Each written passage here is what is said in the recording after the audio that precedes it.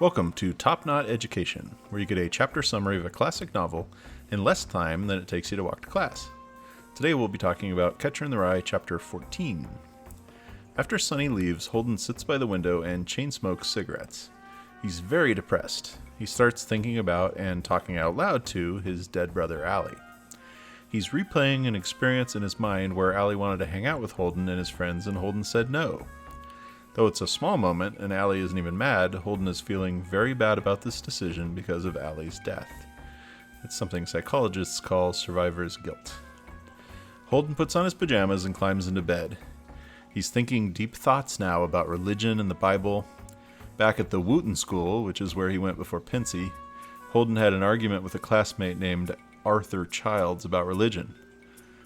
Arthur was a quote-unquote religious nut, and Holden is something of an atheist. Holden likes Jesus and Judas quite a lot, but he dislikes the disciples. Childs can't understand why Holden would like Judas and not the disciples.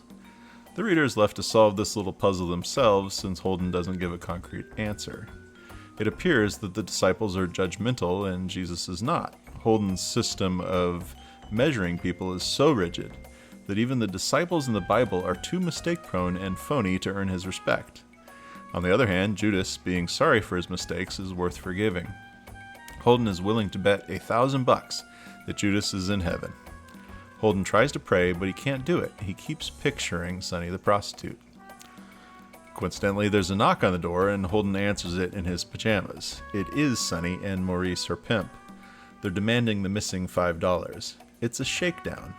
Maurice told Holden $5 in the elevator, and that's how much he paid, and Sonny has raised it to $10, probably with a prearrangement with Maurice.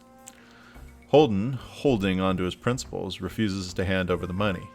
Maurice threatens violence and threatens to tell Holden's parents, but it's Sonny that gets the money. She just grabs Holden's wallet off the nightstand.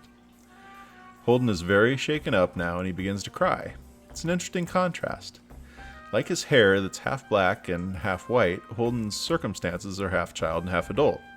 He's crying in his pajamas, a very childlike thing to do, but he's doing it because a prostitute that he hired has stolen his money, a situation that even adults hope they never find themselves in the middle of. Maurice does not show any mercy. Holden's crying actually makes him more angry, and he punches Holden right in the groin. Sonny can't figure out why Maurice is mad. They have the money. She tells him to leave Holden alone, but Maurice stays mad. It's unclear to Holden, but the reader can infer the reason for Maurice's anger. It's likely that Maurice is jealous of Holden for his money and his opportunities. Holden refuses to learn in school and complains about being served lumpy steak, while Maurice is reduced to doing terrible things to make enough money to survive. Maurice isn't close enough to realize that Holden is sad to the point of near suicide. He just sees a rich kid with boundless chances and choices slumming in a seedy hotel. He's not completely wrong, though again, grief and tragedy are not solely owned by any one socioeconomic level. All the money in the world isn't going to bring back Allie or relieve Holden's survivor's guilt. Feeling totally powerless, Holden weaponizes his one powerful skill, his empathy. He attacks Maurice verbally, yelling about what a loser Maurice is. Here's the quote. "You're a dirty moron," I said. "You're a stupid, chiseling moron. And in about 2 years, you'll be one of those scraggy guys that come up to you in the street and ask for a dime for coffee. You'll have snot all over your dirty, filthy overcoat, and you'll be..." It's a perfect echo of how he attacked Stradlater way back in Chapter 6.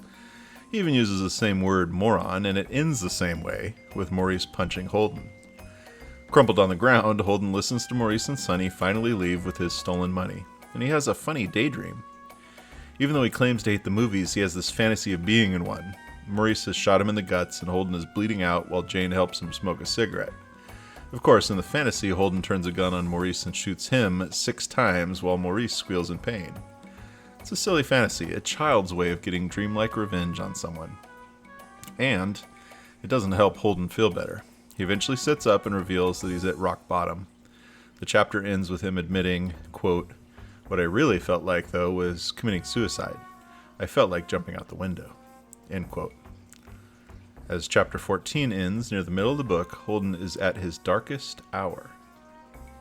And that's the end of the chapter. Get to class.